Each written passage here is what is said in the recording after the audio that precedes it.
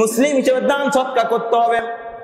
আমি গরিব মানুষ তাই দান করতে হবে না, অমুক ধনী মানুষ উনি দান করবেন। আমাদের সমাজের টেন্ডেন্সি আমার টাকা নাই, আমার দান করা প্রয়োজন নাই।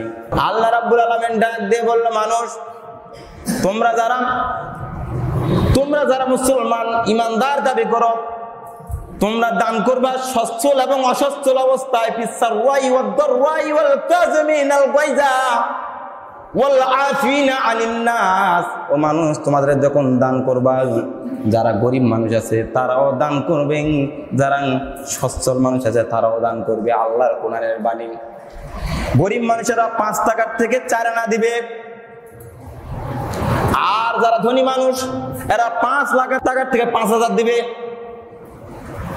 দান করার সিস্টেম হলো এটা। গরিব বলে সব কিছু ছাড়, জিনা।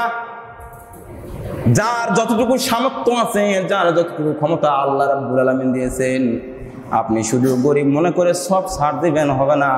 আমরা গরিব মানুষ, টাকা নাই, কম আছে, কমের মধ্য থেকে দান করবেন। এটার জন্য যদি না করেন আল্লাহ রাব্বুল আলামিন ধরবেন।